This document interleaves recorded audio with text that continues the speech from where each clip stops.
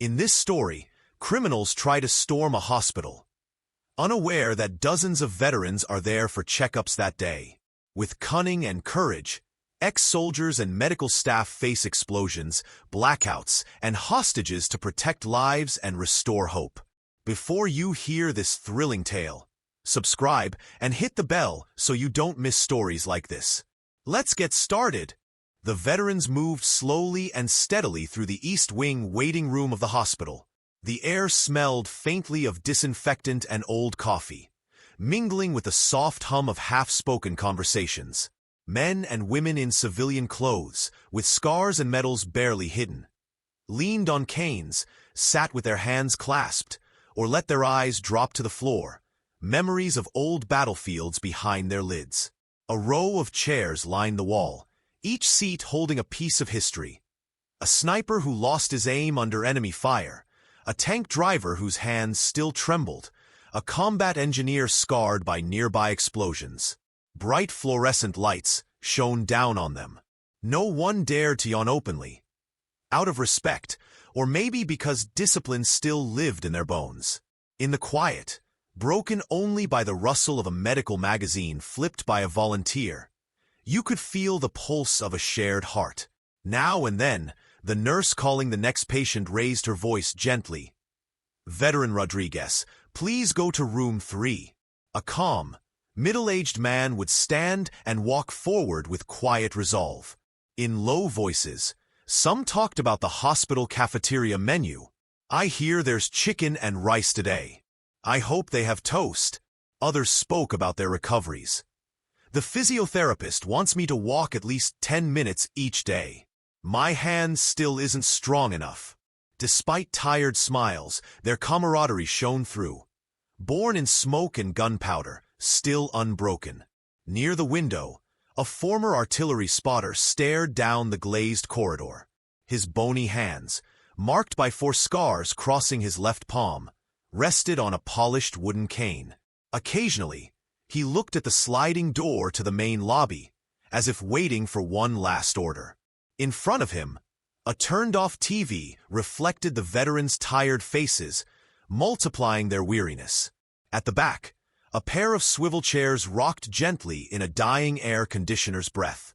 A heavy silence hung over everything, but when someone coughed, the sound burst out, reminding everyone that beyond war, they all shared the frailty of health and the hope for better days. Outside, in the bright halls, orderlies passed by on stretchers, and nurses in white coats moved in their mechanical dance, oblivious to the fragile world of those waiting. Their eyes met in quiet understanding. "We're here together," they seemed to say. Some offered words of comfort. "Your turn is almost up. Take it easy, old friend." In that atmosphere, each veteran prepared himself for the medical checkup that he hoped would gently close old wounds, or reopen them with a small sting. The wall clock, with its thin, almost invisible second hand, showed 11 o'clock. A faint electric hum came and went, as if time held its breath before a deep sigh. The murmur faded, silence returned, and all waited, hoping for a kind diagnosis. The sliding door opened, and the nurse began calling veterans by number. The first to enter was Mr. Juan L. Cascabel Ramirez, an infantry veteran who had served on peacekeeping missions. Tall and steady on his prosthetic leg, he adjusted his jacket before stepping into the exam cubicle.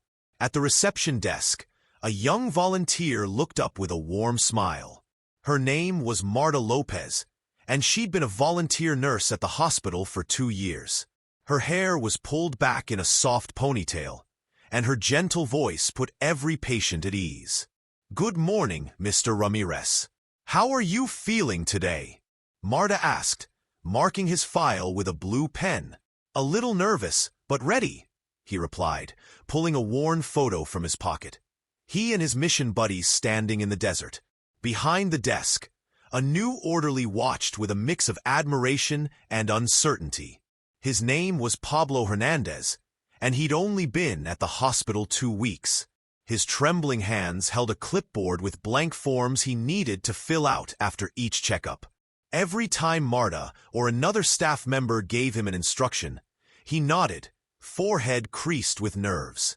"Can I help you with anything, miss?" Pablo stammered. "Yes, Pablo," Marta said kindly. "If Mr. Ramirez finishes checking in, please take him to the waiting area for room 3 and record his vital signs." Pablo nodded and followed Ramirez down the hall, motioning for him to come along. The veteran smiled at the young man and said quietly, "Don't worry, son. We all feel this way at first." The scene shifted when the second key person arrived. Volunteer nurse Mariana Castillo. Not to be confused with Marta. Mariana was a professional physiotherapist who'd left her private clinic job to volunteer with veterans. Of average height and with a steady gaze, she carried a folder under her arm filled with exercise plans for those with chronic muscle pain. "Good morning, team," Mariana greeted. "Today we have stretching for Mr. Ortega. Remember, his right shoulder is still in rehab." The head nurse, Mr. Ernesto, a calm man with gray hair, nodded and pointed to the next room. Mariana entered, greeting a veteran wrapped in blankets who waited for his exercise session. Just then, Juanel Cascabel Ramirez exited the exam room wearing a sincere smile. He shook Marta's hand. "Thank you, nurse. I feel more at ease than I ever did at a command meeting." Marta laughed and put away her pen. "We're happy to help, Mr. Ramirez. And remember, your next appointment is in 3 months or sooner if needed." As Ramirez returned to the waiting area with Pablo, Mariana stepped back into the corridor. "Pablo, did you see Mr. Lopez's lab results?" she asked, pointing to a report on a table. "Yes, Nurse Castillo. Pulse and blood pressure are normal, but his blood sugar is a bit high." Mariana frowned slightly and tucked the paper away. "Oh, we'll adjust his diet and review it at the next session." Pablo, clipboard now steadier, noted down each detail with growing confidence. He watched Ramirez greet other veterans in the hall. The contrast between battle-hardened experience and his own nervousness sent a chill through him. Yet, Marta's kindness and Mariana's professionalism gave him a glimmer of confidence. At the back office, Mr. Ernesto closed a dossier and walked slowly to the window overlooking the lobby. From there, he watched each veteran move forward for their checkup. He knew every story, every medal and scar, and felt deep respect for this group who had survived so much. The routine continued until a faint crack echoed off the metal ceiling of the hallway. Marta looked up, Mariana paused mid-step, and Pablo stopped writing. But there was no further sound. Life in the hospital went on. Orderlies passing by with stretchers, the soft hum of medical equipment. Unaware of the quiet world of those waiting inside. The security guard, Mr. Jose Pepe Morales, walked the hall beside the waiting ward with a tired but alert stride. He'd spent 20 years patrolling hospitals and knew every corner like the back of his hand. That afternoon, the sun had slipped behind gray clouds, and only a little natural light filtered through the high windows. His radio hung from his left shoulder, and in his right hand he held a small flashlight, its narrow beam cutting across the polished floor. As he walked, Pepe ran through his patrol routine in his mind. Check the cameras every 3 minutes, report into Central, and peek through the back doors to make sure they were securely locked. Suddenly, he heard a faint creak beyond the storage room door. It wasn't the usual scrape of a stretcher or the murmur of orderlies. It sounded like someone quietly dragging heavy boxes. He stopped dead and shone his flashlight at the crack of the slightly open door. 2 figures slipped along the wall, their shapes barely visible in the dark, as if they hoped the shadows would hide them. Pepe held his breath, recalling his basic instructions. If you see something odd, report it first, then proceed carefully. He grabbed his radio and pressed the button. Central, this is Guard 12. I'm spotting suspicious movement in Hall 2 of the East Wing. 2 people with dark backpacks. Requesting backup and permission to inspect immediately. Copy that, Guard 12, the comm operator replied. Hold your position and stay safe. I'll notify the nurse on duty. Pepe nodded, though no one could see him, and advanced slowly. He set the flashlight to intermittent, so he wouldn't give away his position all at once. Every creak made him spin his head, searching for the exact source. At the corner, he saw the pair stop and whisper to each other. Then one bent down and, with careful hands, dropped a folded paper on the floor. He picked it up using the latex gloves he always carried on his belt. It was a partial map of the hospital. The main lobby, waiting rooms, and several routes marked in red ink. A chill ran down his spine. This wasn't a curious visitor. It looked like a detailed plan. Carefully, he slipped the map into his protective vest pocket and radioed. Central, I have a map of the hospital. This isn't good. I suspect an attempted break-in or sabotage. Please reinforce security at all doors and alert the shift supervisor. Meanwhile, the pair heard the click of his radio and hurried down the hall. Pepe stepped back, watching them pass by. He saw one of them reach into a pocket, maybe for a key or a tool. His heart pounded, but he stayed calm. This was his chance to stop something serious. Before he could move, the operator's voice came again. Guard 12, Supervisor Ernesto says do not pursue alone. Stay safe and return to the control point to coordinate. Pepe took a deep breath, stowed his flashlight, and turned toward the control point. There, Mariana Castillo, Pablo Hernandez, and Supervisor Ernesto were waiting. He carried the rolled-up map under his arm, knowing those red lines marked the start of a day they would never forget. 3 men gathered in a small, windowless room beside the hospital supply closet. A single yellow bulb hung from the ceiling, casting light on a board covered with red strings and pushpins holding a detailed map of the ground floor. The first man, called Lobo for his cold, methodical style, held a black marker and pointed at a row of emergency doors. The second, nicknamed Manos because he was a lock-picking expert, studied the map through a pocket magnifier. The third, Eco, handled communications. He wore a tiny microphone on his lapel and an earpiece in his ear. Here, said Lobo, tracing a line with his marker along the corridor that linked the waiting area to the main lobby. Camera 12 covers this hallway, and there's a service entrance right beside the cleaning room. If we flip the panel, we knock out that camera for at least 3 minutes. Good idea, Manos replied, circling the spot in red. But camera 12 has a backup pointed at the ceiling from the next corridor. If we disable this one, the other will go on alert. Better to cut power to the whole zone as we pass through. Eco adjusted his mic, eyes tense. The sub-panel switch is in the machine room. If we shut it off for a few seconds, we'll have time to get to the storage area. Then we slip up the service stairs. But we must move fast. After a blackout, guards always investigate. Lobo stepped back and grabbed a red pen to draw a route from the machine room to their meeting point by the emergency stairs. Exactly. Once it's dark, we enter through the side door. Guards ignore that exit since it doesn't lead to the main lobby. Manos, you go first, open the door, and make sure the hallway is clear. Then Eco and I follow with the case. Manos moved forward, running a finger along the map to a fuse box by the cafeteria door. If we hit that panel quickly, we can stop the cameras and smoke alarms at once.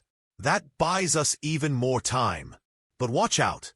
The fire alarm still alerts control. The head of security will hear the beep.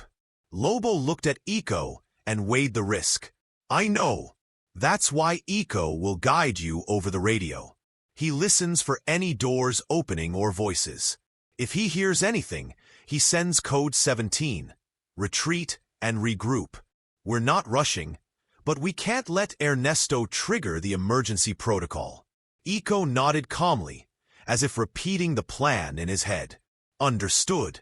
And if anything goes wrong, We have the master key from that ex-maintenance guy. It opens that door in seconds. No picks needed. If Manos struggles with the panel, I'll step in. Manos grinned. Hopefully we won't need it. But I like having a backup. Lobo took a final look at both of them. Remember, there are veterans in the waiting room and surgery suites. Our mission is to reach the secure medical supply vault, grab the high-value drugs, and leave without a shot fired. If anyone gets hurt, the police response will be faster. They fell silent, mentally checking the timing. The blackout must happen just after 12:30, when the afternoon shift changes and staffing is lighter. Lobo glanced at his watch. It's 12:25. In 5 minutes, Eco cuts power in the machine room. Manos and I take our positions at the entrance, ready to move. Any questions? Speak now. With a slight nod, Eco turned off the hanging bulb and switched on his flashlight. The other two stowed their papers and wrapped up the last details. What if we fail? Manos muttered, voice low. We don't fail. Lobo cut in firmly. This plan works.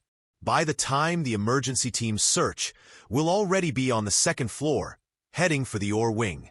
Eco flicked the light back on, illuminating the map's red lines once more. All clear. Lights out in 5. Ready. The 3 criminals squared their shoulders, checked their gear, a metal case, latex gloves, a lockpick set, and 2 small flashlights, and slipped out of the room without a sound, their mission racing through their veins as every second counted. The East Wing control room was silent except for the soft hum of security monitors and the steady beat of medical equipment fans. Mr. Ernesto, the shift supervisor, frowned as he watched the waiting room feed. The image flickered oddly, cutting in and out for split seconds. Suddenly, every light in the hallway with those cameras blinked off at once. The monitor went black, stretching Mr. Ernesto's heartbeats. What the? He muttered, rising from his chair. He tapped a monitor's case, and the image returned, except for camera 12 by the main lobby. Instead, the screen read an O signal. Mariana, he called into the intercom. Check the East Wing electrical panel now. Something just went offline. At the rehab station, volunteer physiotherapist Mariana Castillo looked up from her exercise folder. She had been heading to the therapy room, but stopped and reached for her radio. Understood, Mr. Ernesto. I'm on my way. Meanwhile, at reception, nurse volunteer Marta Lopez spoke up with concern. Pablo, did you see the lights go out in the hallway? Pablo Hernandez, the new orderly, looked up from his vital sign chart. Yes, it only lasted a second, but they came back right away. Call security, Marta ordered, and check if any backup generators tripped. Pablo nodded and, voice shaking, spoke into his radio to guard Pepe. Pepe, this is Pablo at reception. Did you notice anything strange with the power? In the control point, Pepe saw the emergency lights flicker once before stabilizing. Copy, Pablo. I'm checking the supply closet panel where the cameras are wired. Give me a moment. Mr. Ernesto wasted no time and headed for the machine room down a dim corridor. He knew every wire and fuse there. On a normal power failure, the diesel generator kicked in within 10 seconds. But this blackout had been too brief, no full failure, and smelled of sabotage. He met Mariana in the hallway, her flashlight in hand. What do you see? He asked without delay. The subpanel is fine, she replied, shining her light across the fuse slots. But camera 12's cut didn't happen here. Looks like someone flipped the main switch in the machine room. Mr. Ernesto clenched his fist and took a deep breath. Alert security to check the side doors. I want immediate reports on every access point. This isn't a simple outage. Just then, a maintenance tech passed by and spoke quietly into his phone. Boss, I heard a weird crack near the service door, like metal scraping metal. Mr. Ernesto turned to him. Show me. The technician led him to a heavy service door. The metal had a small dent, and there was a faint smell of burnt gunpowder. "This isn't normal," Mr. Ernesto said firmly. "Raise the alert to maximum. Tighten internal patrols and stay vigilant. I'm going back to Security Central to coordinate." Mariana followed, leaving her flashlight on a bench. At the far end of the corridor, Marta soothed the waiting veterans. "Mr. Rodriguez, don't worry. It was just a quick power glitch. The lights are back." Pablo, radio still in hand, heard Pepe's distant report. Suspected sabotage, possible intruders, side yard explosives. Every step echoed through the now empty corridors as the hospital braced itself for whatever was coming next. The tension was thick. Everyone knew something serious was about to happen. A thunderous blast shattered the hospital's calm like a massive clap of thunder. Turning toward the side door, Mr. Ernesto saw an orange fireball and felt the floor shake beneath his feet. The explosion had ripped through the metal door, leaving a jagged hole where the attackers poured in. Glass shards and paint chips showered down under the emergency lights, which flickered before steadying. 3 figures slipped through the gap. Lobo, his face covered by a dark scarf, led the way, holding a tactical flashlight in one hand and a metallic case in the other. Manos followed with steady steps, a canvas bag of tools over his shoulder and a pistol hidden under his jacket. Iko brought up the rear, carrying a small alarm-disabling device and a walkie-talkie tuned to security. "Stay still," Lobo barked, swinging his flashlight into the main corridor. He slapped the butt of his weapon down on the reception desk. "Or this goes off," he finished, indicating the case. The warning shot echoed through the walls. Marta cried out and pressed herself against the desk, arms shielding her face. Pablo, charting a veteran's vital signs, staggered back, eyes wide. "Get down on the floor now," Manos ordered sharply, pointing his pistol at the air. A group of veterans stepping out of room 3 froze in place. Mr. Ramirez raised his hands calmly and nudged a fellow veteran behind the nearest bench. "Keep calm," he whispered. "Follow their orders and there won't be trouble." Mr. Ernesto, just arriving with Mariana, placed a firm hand on Lobo's shoulder as if challenging him. "Stop this," he shouted. "What do you think you're doing?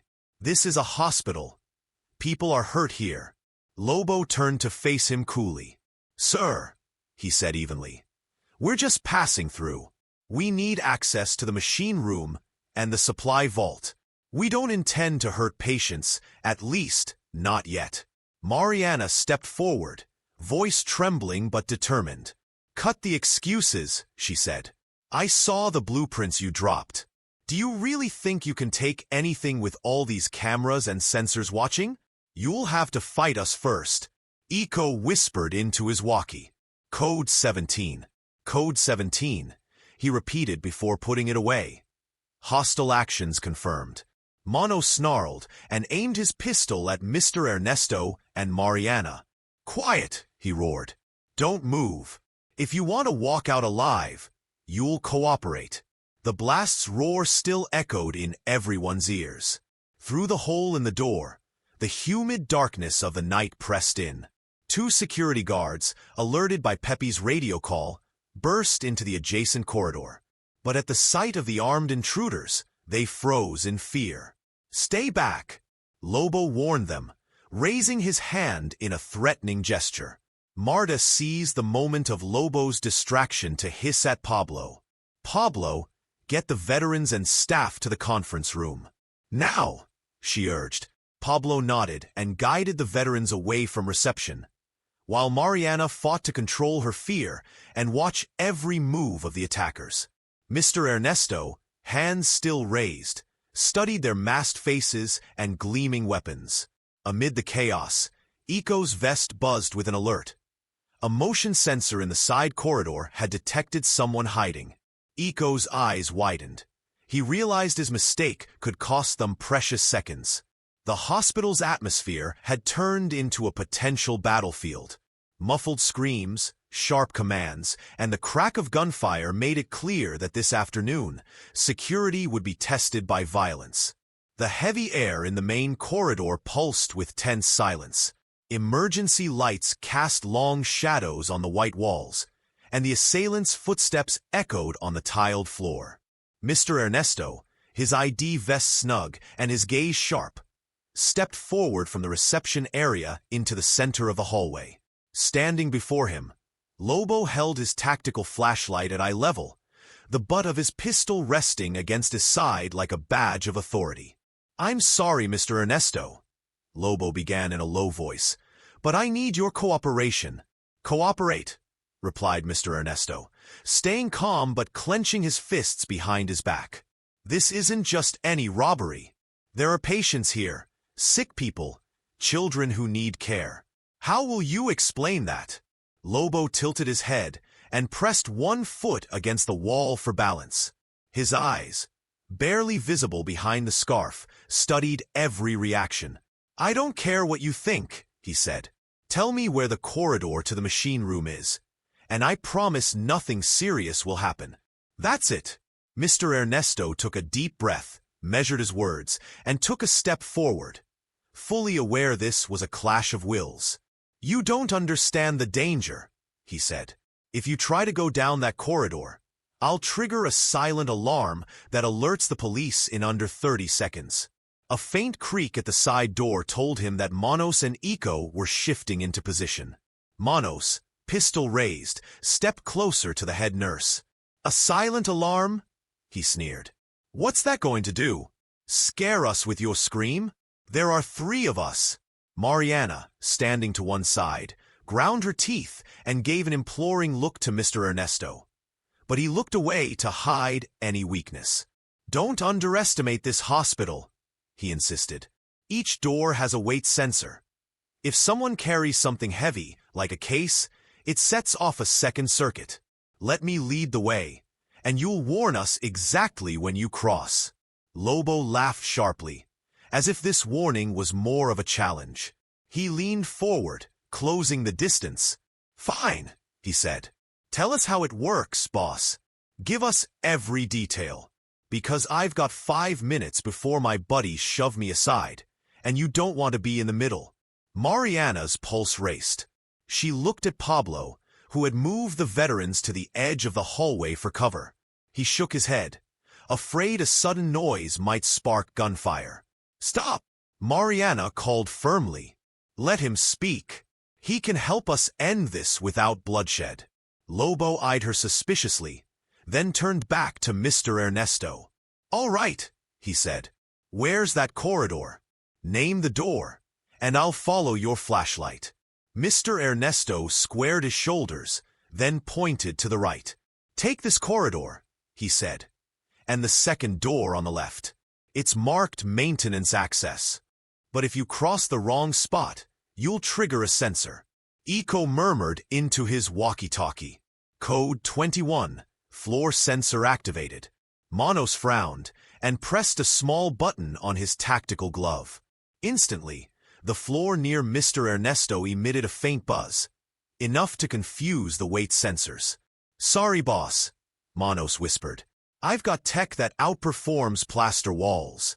Mr. Ernesto clenched his fist, but his voice remained steady. "Then we have no time to waste. If you really want no trouble, go back the way you came and leave us in peace." Lobo lifted his pistol in a farewell gesture away from his body and tucked the case under his other arm. "We can't. We have to keep going." With a swift turn, he signaled his accomplices to move, and they slipped into the maintenance corridor. Mr. Ernesto held his breath as he watched them disappear under the dim red glow of the emergency lights. The veterans' quiet murmurs pulsed through the empty waiting wing. After the first blast and distant shouts, one ex-soldier slipped behind some chairs. He was Naval Infantry Sergeant Jose Maria Fernandez, known for his discipline and steely gaze. He moved down the side corridor, where most cameras were disabled after the blackout and the intruder's tampering. Sergeant Maria wore a simple vest with pockets holding emergency bandages and a small tactical pistol, authorized by his doctors for self-defense. But under the unwritten rule of no shooting unless absolutely necessary, his weapon stayed hidden. His mission was to rally the veterans who, shaken but determined, refused to remain passive. In a narrow alcove by the wall, Maria whispered to another former soldier nicknamed Rio. Rio, a retired Special Forces captain, nodded and slid his hand into a bag containing an extendable baton and light-duty handcuffs. Behind them, two more veterans, Vibora and Alcone, both ex-pilots, crept along the metal panels, using every bit of cover. Maria's voice was barely above a whisper. 3 of us. Rio, you handle the guard at the control tower door. Alcone and Vibora, with me. Watch my signal. He tapped his vest 3 times. Rio crept toward the door into the main lobby, while Maria, Vibora, and Alcone edged toward reception. Rounding the corner, they spotted Manos still guarding the entrance, pistol trained outward. The emergency lights flickered, casting dancing shadows on the walls. Vibora studied Manos' stance and the weight of his bag. Maria raised a finger. Now! With lightning precision, Vibora swung her baton into Manos' side, staggering him. Alcone seized his arm and twisted it behind his back. Manos let out a strangled cry. "Damn it!" he sputtered. Rio sprinted from the other corridor, slamming Manos against the wall. In under 2 seconds, the 3 veterans had him pinned, secured the handcuffs from the hospital supplies, and confiscated his gun. The distant crash of the blown-in door made Maria raise a finger to his lips. Huddled in shadow, they circled their captive, shining Maria's tactical flashlight in his face just enough to see. Manos, breathing hard, realized he was outnumbered and isolated. "Don't scream," Maria hissed. "No one must know you're here. One sound, and your friends will come running." Manos nodded, sweat beading on his brow. Maria leaned close and whispered in his ear, "Stay quiet. After this, talk to the police. It'll go better for you." At that moment, Maria spotted 3 more veterans approaching, 2 ex-sappers used to high-risk ops, joining the silent operation. He signaled with a thumbs down. "Disarm Eco and Lobo when they come through this hall. Alcone, you take the left.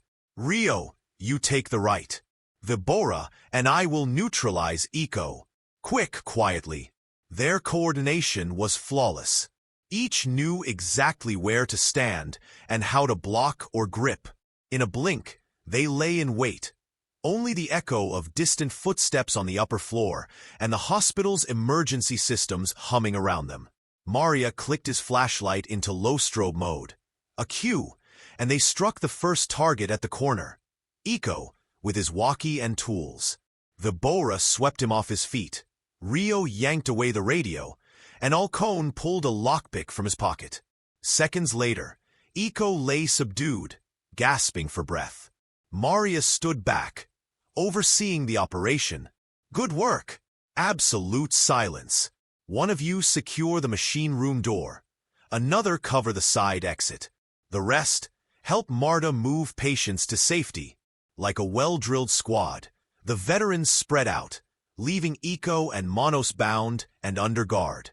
Maria exhaled slowly, tension easing. He knew there were more fights ahead, but neutralizing 2 attackers without shots fired was a small, silent victory. Pablo Hernandez paused in the corridor beside reception, leaning against the cool, white-painted wall.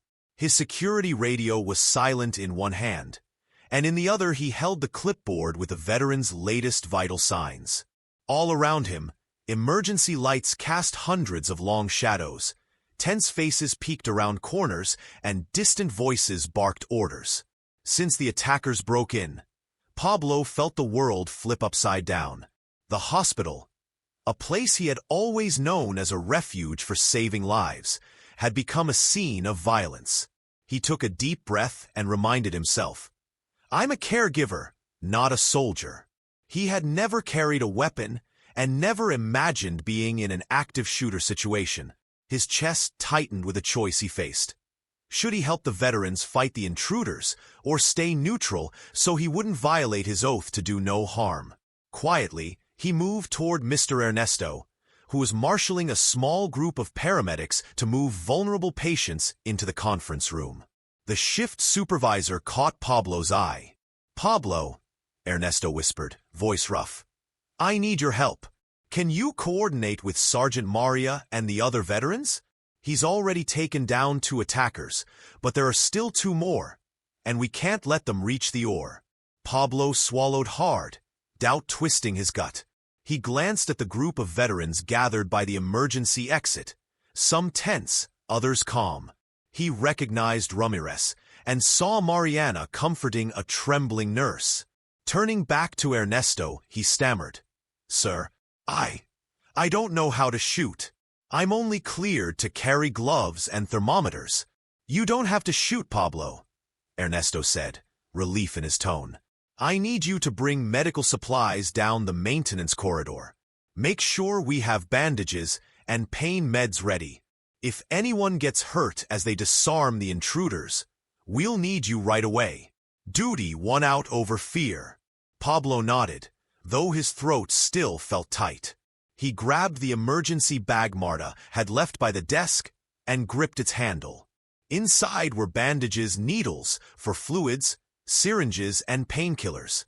Without him, even a small cut could become serious. He slipped down the side corridor, passing the bound Eco and Manos, watched over by 2 stern veterans. He barely met their eyes, but he lifted his chin in respect. His steps led him to the makeshift machine room triage station, where Maria held up his tactical flashlight. "Pablo," the ex-Marine called without turning, "set the bag here, by the emergency panel. I need bandages." One of the guys took a hit when he took down Eco.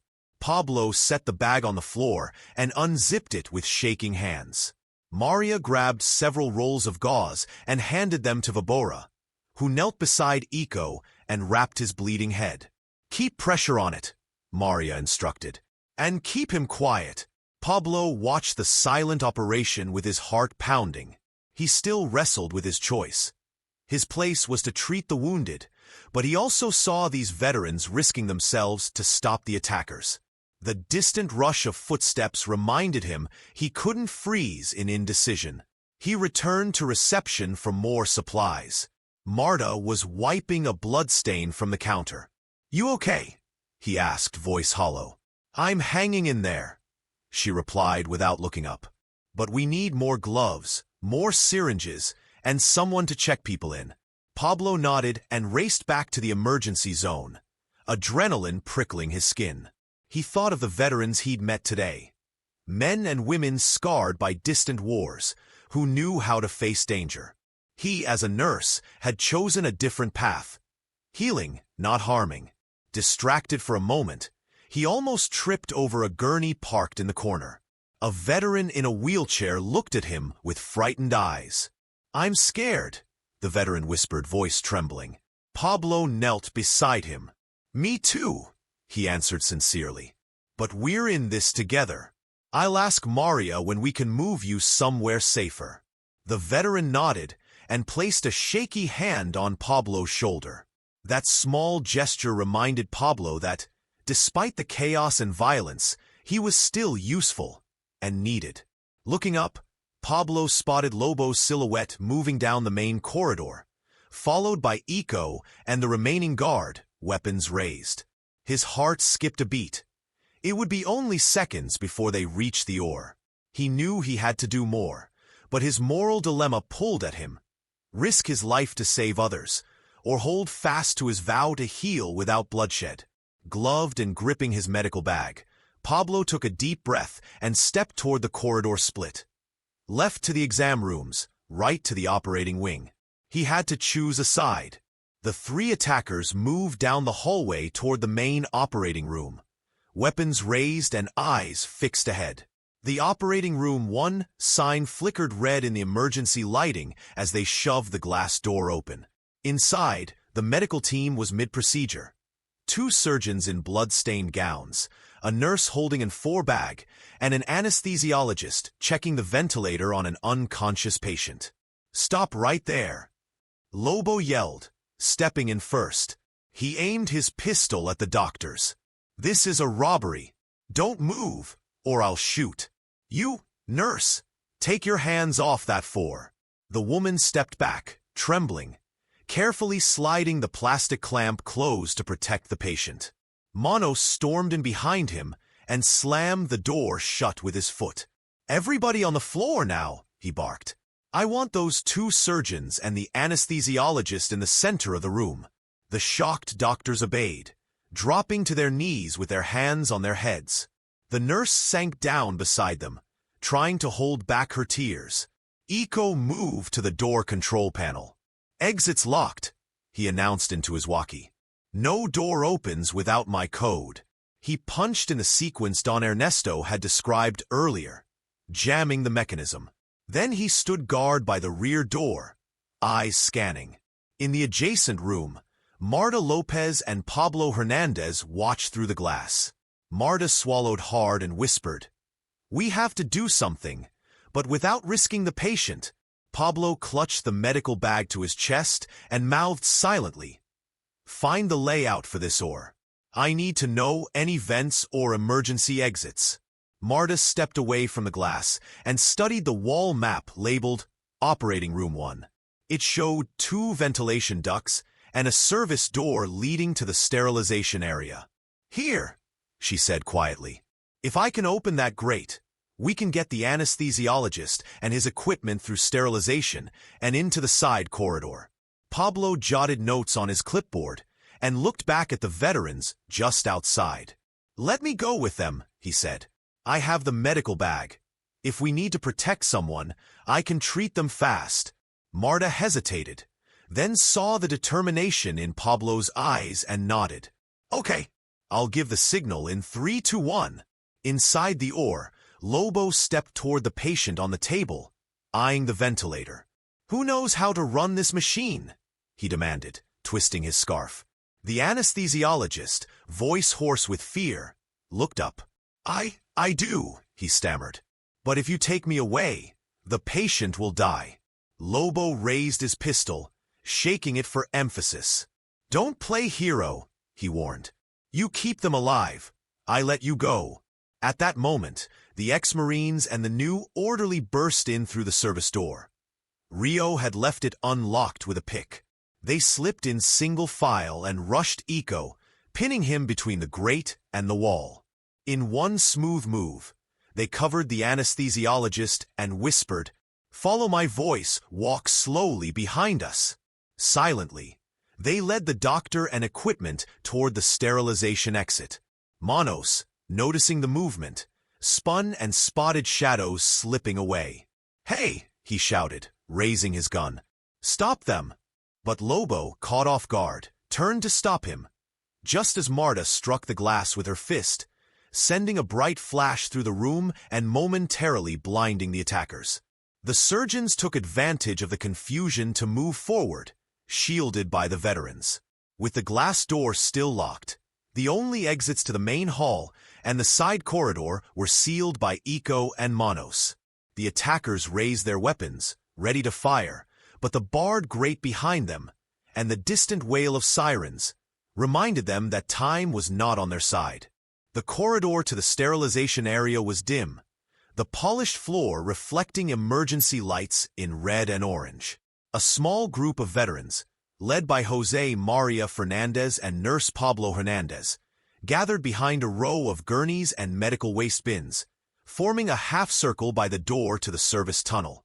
On a folding table, Marta Lopez had spread out a hospital map in chalk, marking evacuation routes and possible entry points.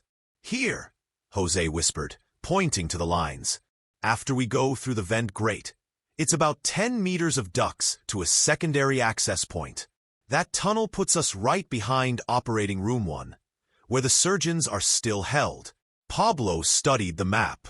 Beside him, Sergeant Ramirez steadied a volunteer nurse with a hand on her shoulder. "We need to move fast," Pablo said softly. The ventilation override only stays open for 5 minutes before the control system seals it again for 2 hours. Marta lifted a small pouch of lockpicks. I have 2 picks for the grate. When we reach the tunnel, the Bora and Alcone will stay here to watch. Rio and I go first, then you all follow in formation. Jose finished the plan. Once we're in, 2 veterans cover the left and right flanks. He pointed at Ramirez and a sapper nicknamed Martillo. Pablo and I will go straight for Lobo and Ico at the Ordor. Marta, as soon as the hostages are out, guide the anesthesiologist and staff to the emergency exit. Ramirez spoke up quietly. Remember, Manos might have pressure sensors in that hall. Let's avoid stepping on any floor plates we noted. Pablo, still gripping his medical bag, nodded. I'll wrap my feet in bandages and clean them with alcohol afterward. No extra alarms. At the end of the hall, an injured guard, his arm in a cast, stood with Martillo, holding a tactical flashlight. Everyone ready? Jose asked, holding his breath. They checked their makeshift vests and stowed their flashlights. Marta raised the larger pick. When I go in, I'll unlatch the grate in 2 quick moves. I'll cover the door, then run. Don't stop. Let's go. Pablo exhaled and stepped toward the metal grate. The dry click of the pick sliding into the lock rang out in the hush. In seconds, Marta turned the latch and pushed the grate open with a brief squeak. She slipped inside the duct, moving carefully. Pablo followed with Rio close behind. Inside the service tunnel, dim flickering lights marked the walls, and the air felt heavier. Marta crept forward to the marked spot and paused. A light tap, Jose's hand on the grate, was the signal. Go, Ramirez whispered. Maria and Pablo found the hidden panel in the side wall. With gentle pressure, they pulled off a small cover to reveal an opening into the corridor beside the oar. The sound was so slight nearby sensors barely noticed. They emerged into the main hallway with the hostages on an improvised gurney. The anesthesiologist and 2 surgeons, shaken but conscious, their gowns stained and faces pale. Marta led the team. Set them here, she directed. Pablo, give them pain relief if needed. Jose breathed instructions quietly.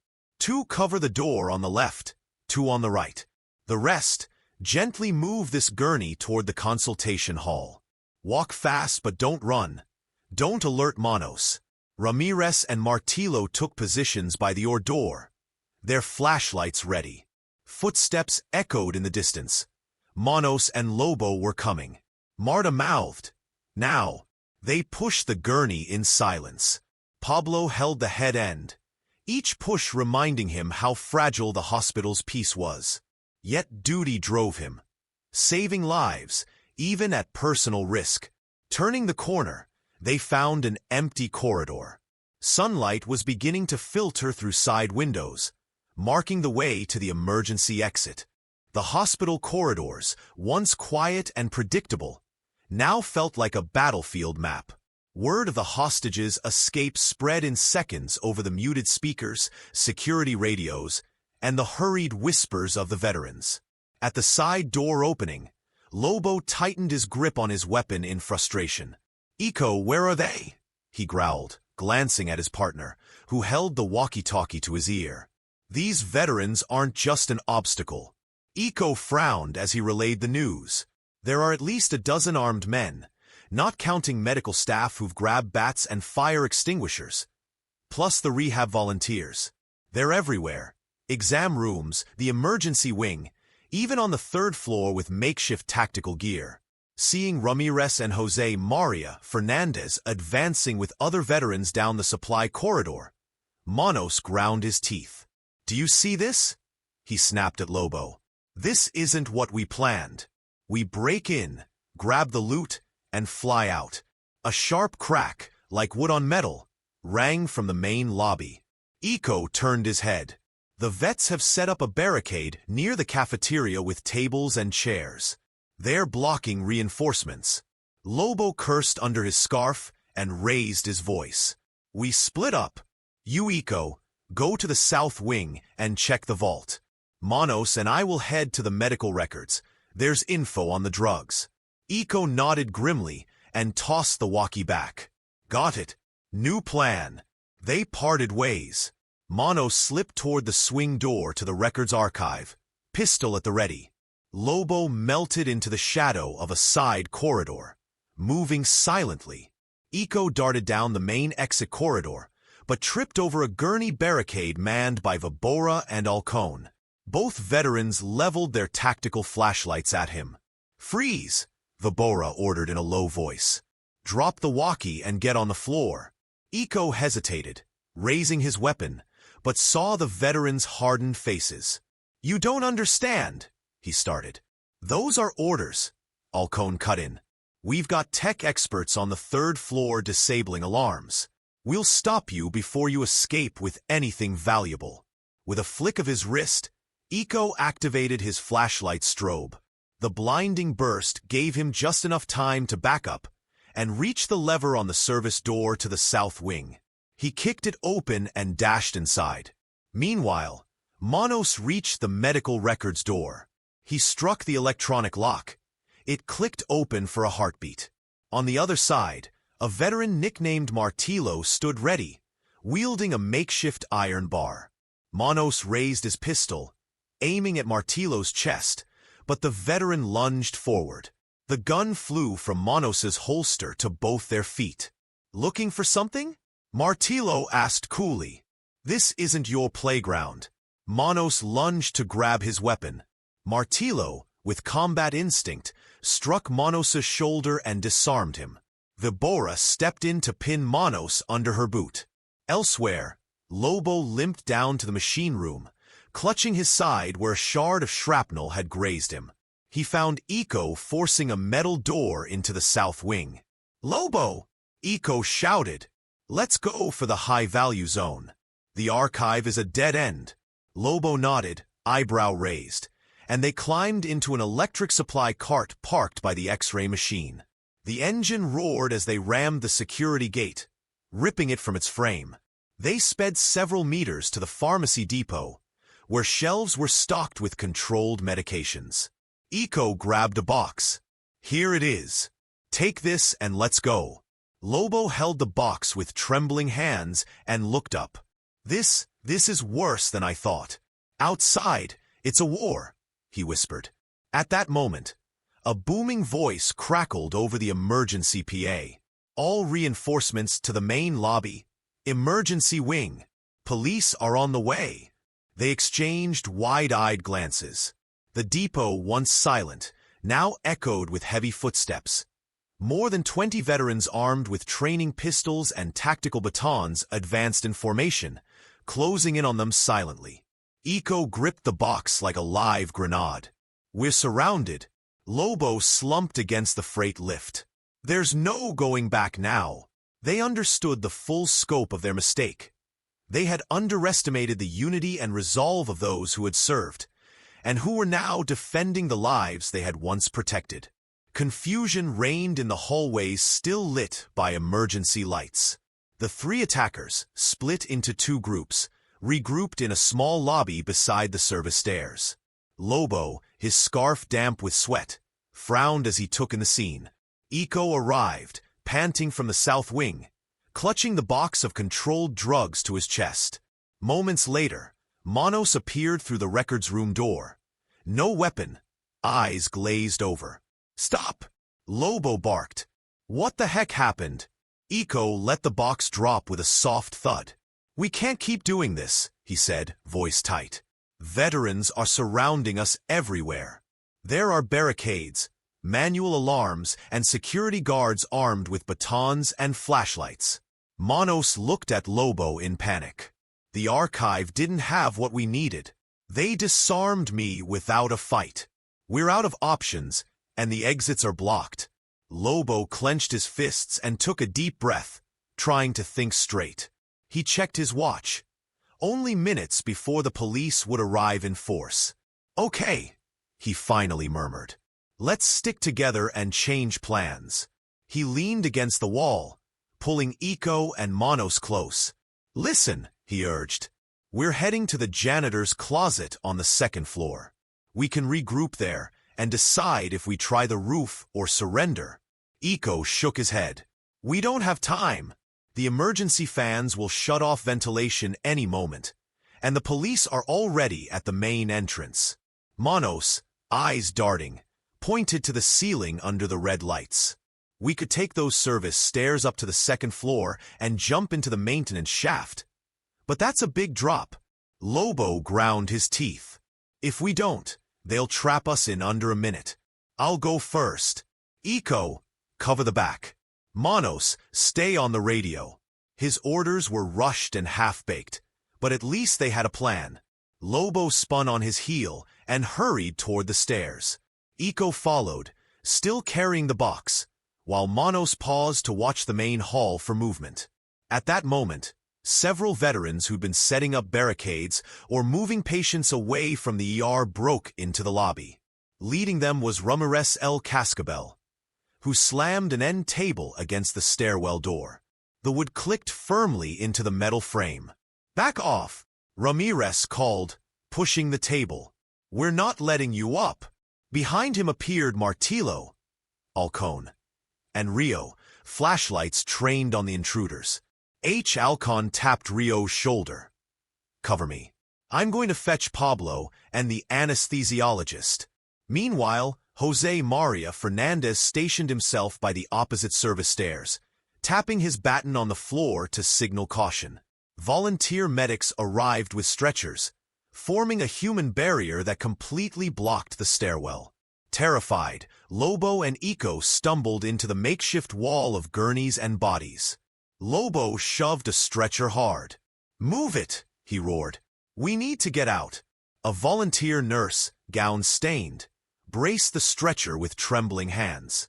"Not happening," she replied. "This is a hospital, not a war zone." Lobo raised his pistol to force their way, but Iko gave him a light shove. "Lower the gun," he whispered. "We can't shoot inside." Lobo hesitated, anger flickering in his eyes as the floor creaked underfoot. At that moment, Jose appeared at the top of the stairs, shining his flashlight down. "This ends now," he announced. "Step back and drop your weapons, or—" A sudden crash echoed from the floor above. A ventilation pipe burst after a supply cart hit the ceiling. Water and debris rained down on the attackers, and the lights flashed wildly. The chaos stunned them all. Manos let out a shout. "We're drowning in pressure." He flung the box aside. "This is going to blow." Iko staggered backward, spitting out bits of plaster. "I'm dizzy. I can't think." Lobo, still holding his gun, wavered. The veterans seized the chance and advanced. Ramirez and Martillo stepped forward, sealing off the hallway. "Get out," Ramirez thundered, "or this time we will use force." Lobo slowly lowered his weapon, breathing hard. Iko, sweat pouring down his face, dropped the box. Manos collapsed against the wall, unable to move. All right," Lobo whispered, voice shaking. "We surrender." The veterans closed in carefully, surrounding the trio. Jose descended the stairs into the lobby and stood in front of them. "Good," he said coolly. "Stay right there. Police will be here in seconds to finish this." The three attackers raised their hands at once. Fear had broken them, and the veterans' united strength had claimed victory even before the reinforcements arrived. Jose Maria Fernandez moved steadily down the hall beside the oar, holding his tactical baton in his right hand and keeping his flashlight off so he wouldn't give away his position. His sea-trained muscles, tight from days of training, knew every inch of the floor beneath him. Turning the corner under the soft red emergency lights, he saw Lobo, the attacker's leader, standing at the oar door with his gun raised, staring at the freshly opened grate. "Stop right there," Lobo yelled, squeezing the trigger at the open grate. Jose held his breath. He knew a shot in that narrow hall would echo back and risk the hostages inside. In one quick decision, He lowered his baton to his waist, bent his knees, and launched forward with a rugby-style shoulder charge. "I don't want to kill you, friend," Jose said in a low, steady voice. "But you must drop that weapon." Lobo gritted his teeth and backed off, surprised by the ex-Marine's calm words. His finger trembled on the trigger. "You're crazy," Lobo muttered. "This is a hospital, not a fight ring." Jose managed a grim smile, then sprang from cover.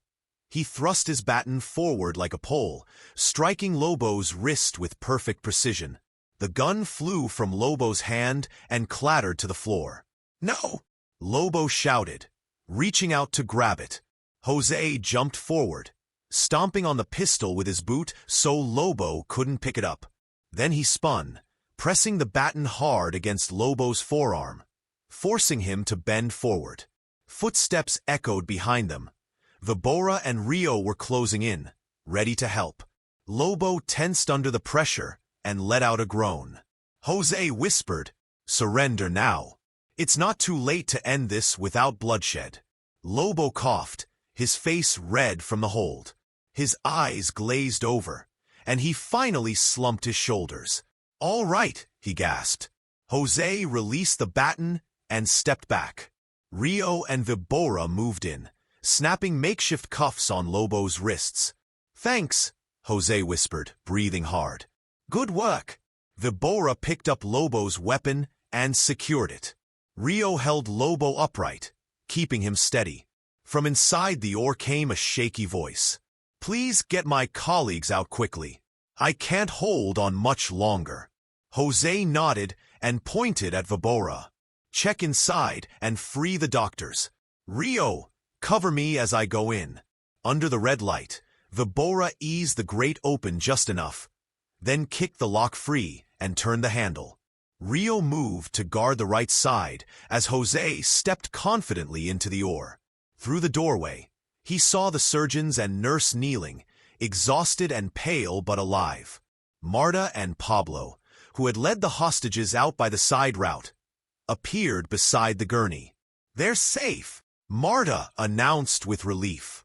"Let's guide them out carefully." Jose bent to help one of the surgeons to his feet. "Everything's under control now," he said.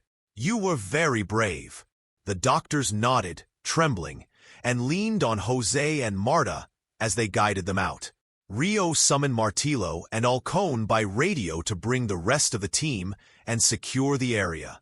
At the oar threshold, Jose paused to take in the scene. Veterans formed a secure cordon along the hall. In the distance, the first police sirens began to wail. Jose inhaled deeply and let out a satisfied smile. They had won this battle without a drop of blood, proving that discipline and courage could stop even the most violent plan. The main hospital entrance burst open as patrol cars flooded the lobby with red and blue lights. Helmeted officers in bulletproof vests took up positions, carefully aiming their precision shotguns down the hallways. Commissioner Garcia, leading the police team, spoke through the PA system. "Hold all movement. Police, identify yourselves and drop your weapons." The last three attackers, still breathing hard and surrounded by dozens of veterans, raised their hands. One, his face streaked with dust and sweat, whispered, "We can't go on." An officer lowered his weapon and strode forward confidently. "Place your weapons on the floor, one at a time behind you. Don't look back." The three followed instructions as Ramirez, El Cascabel, and Jose Maria Fernandez stood by, watchful. The officer collected the pistols and the drug-filled case, then shook his head. "You had a very organized plan," he said, nodding toward the veterans. "Your mistake was underestimating this group." "Well done." He led the detainees toward patrol cars. "We'll take you to central headquarters for questioning. Cooperate, and it may reduce your charges." Meanwhile, the veterans turned back to the hallways. They saw Vibora and Rio helping Ico and Manos, bandaging minor cuts and making sure they were breathing properly. Near reception, Marta Lopez treated a volunteer nurse who had injured her leg falling behind a stretcher. "Here's a light splint," Marta said as she wrapped the nurse's ankle. "Rest as much as you can." Pablo Hernandez, exhausted but calm, wheeled an emergency cart filled with 4 fluids and pain relief toward the waiting area, where several veterans had bruises or cuts. "Mr. Ortega, this will help with the pain," he offered, holding up a bag of saline. "You're safe now." Commissioner Garcia approached Mr. Ernesto, who watched with quiet pride. "Chief, I want to thank you and your team for the coordination. Without you, there would have been serious casualties." Mr. Ernesto nodded humbly. "We just did our duty. These men and women are war veterans. They know how to act under fire. Combined with the medical staff, they saved many lives today." The commissioner doffed his cap. "I'll arrange formal recognition for the hospital and security team. Your bravery and professionalism set a new standard." At that moment, the last suspects climbed into the police van. The veterans, standing in a semicircle, offered quiet applause. This was respect, not fanfare. Outside, the cool afternoon air still smelled of recent rain. 2 volunteer doctors wheeled a light injury patient past, while a new nurse comforted a veteran with a forehead cut. Pablo passed them by and said softly, "Take a break. Medical backup has arrived." He pointed toward the approaching ambulance crews. Marta picked up her pen and updated her notes. "All injured will remain under observation. No one's left off the list." Mr. Ernesto, standing beside Jose and Ramirez, took a deep breath and exhaled. "Today we saw the worst of violence and the best of solidarity." Jose placed a hand on his shift chief's shoulder. "And tomorrow, we'll be stronger." The officers had driven off with the detainees, leaving the hospital in a calm hush broken only by restored ventilation systems and patients' relaxed conversations. Outside, the rain eased and patches of blue sky peeked through the clouds. The first rays of sunlight began to filter through the high windows of the lobby, painting the white walls and hospital sign in gold. A deep calm settled over the place, broken only by the low hum of the emergency systems running at half power and the quiet chatter of nurses clearing stretchers and tidying cables. Ahead, the facade stood tall, its windows reflecting the morning light and palm trees swaying gently in the breeze. Mr. Ernesto stepped outside, resting a hand on the main doorframe. He took a deep breath of fresh morning air, feeling the sun warm his face. Beside him, Jose Maria Fernandez watched in silent steadiness. A few paces away, Ramirez and the other veterans gathered in a relaxed line, some leaning on canes, others wiping sweat from their foreheads. "We did it," Mr. Ernesto murmured, almost to himself. "We survived, and we saved many lives." Jose nodded without a word, as patients and staff approached to offer thanks. A volunteer nurse carried a tray of cold water and juice glasses, handing them out to those who had stood for hours. "Here, something to help you recover," she said with a tired smile. "It was a long night." Ramirez raised his glass of water and toasted softly, "To life." And the veterans clinked their glasses in a quiet chorus of cheers. At that moment, the police, having secured the perimeter, moved their vehicles aside to clear the way for ambulances and supply trucks. Commissioner Garcia shook Mr. Ernesto's hand firmly. "You all did an exemplary job," he said. "I'll arrange official recognition for the hospital and security team." Mr. Ernesto smiled gratefully. "Thank you, Commissioner. You've seen their dedication. We're not heroes, just people who love life." The veterans fell into 2 lines as a fire truck rumbled past, clearing debris at the side entrance. Marta Lopez and Pablo Hernandez appeared with emergency carts, checking that stretchers and monitors were ready for the next shift. Marta approached Jose. "All good, Sergeant?" she asked. "All good, nurse," he replied. "But I've never been more grateful to work with people willing to give their all." Pablo helped a veteran down from a stretcher. "Take it slow," he said gently. "This morning's sun will help you heal." The veteran nodded and walked steadily toward the garden by the entrance, where chairs had been set out for fresh air.